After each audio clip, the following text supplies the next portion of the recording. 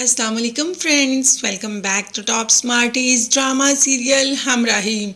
चंदा वैसे तो पालने वाली है, मतलब चंदा ने बचपन से लेकर आज तक सिहान की तरबियत की, सिहान को पाला बिल्कुल माँ की तरह। मगर सिहान चंदा को माँ ही समझता है। अब जैसे ही तबीयत खराब होती है तो सबसे पहले हॉस्पिटल लेकर आ जाता है। हत्ता के डॉक्टर्स इलाज तो कर रहे हैं मगर सिहान को बहुत फास्ट इलाज चाहिए। इसीलिए तो डॉक्टर से कह देता है कि जितनी देर तक यहाँ पे इसका इलाज नहीं होगा उतनी देर तक तो इस रूम से कोई बाहर भी नहीं जा सकता। तो एलिफ ने कह दिया कि यहाँ और भी मरीज हैं और हमें हर मरीज को चेक करना है, मगर हर मरीज से ज़्यादा अहम मेरा मरीज है। सबसे पहले वो चेक होगा, उसकी मेडिसिन होगी और उसके बाद तुम कहीं जा सकती हो। एलिफ को सिहान पर बहुत ज़्यादा गुस्सा आता है मगर अभी वो कुछ कर नहीं सकती क्योंकि वो एक डॉक्टर है और एक डॉक्टर का काम अपने मरीज की जान बचाना है, उसे सही प्रॉपर मेडिसिन देना, उसे गाइड करना और उसकी देखभाल करना है।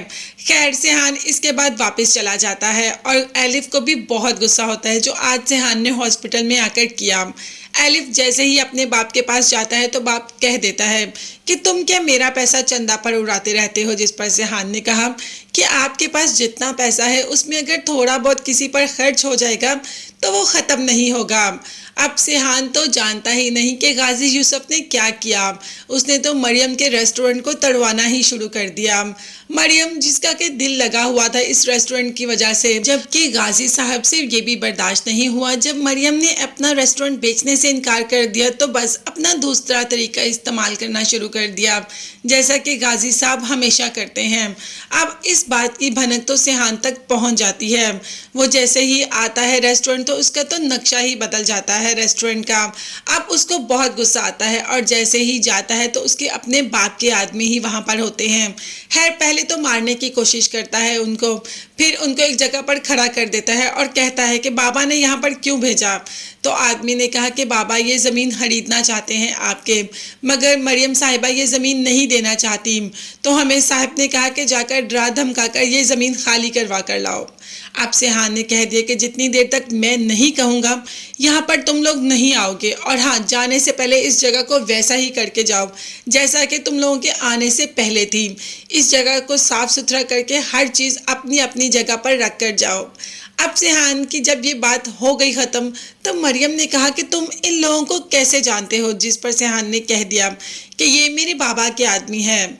मरियम तो ये सुनकर ही हाथ पांव पकड़कर बैठ जाती है कि क्या मतलब ये तुम्हारे बाबा के आदमी है, गाजी यूसुफ के बेटे हो तुम। तो सिहान ने कहा कि जी मैं गाजी यूसुफ का बेटा हूँ। मरियम को तो और भी गुस्सा आना शुरू हो गया। क्या इस बात के बाद मरियम की दोस्ती कायम रहेगी सिहान के साथ, या मरियम सिहान से अपना हर ताल्लुक ख़त्म कर देगी। वैसे इसमें सिहान का तो कोई कसूर है ही नहीं कि वो गाजी यूसुफ का बेटा है, बल्कि वो तो इतना अच्छा सबको समझने वाला, सबकी मदद करने वाला इंसान है। और ये बात मरियम अच्छी तरीके से जानती है। वो सिहान को काफ़ी सालों से जानती है और वो जानती है कि सिहान किस किस्म का इंसान है। मगर हैरत उसे इस बात पर हो रही है कि गाजी का बेटा इतना अच्छा कैसे हो सकता है।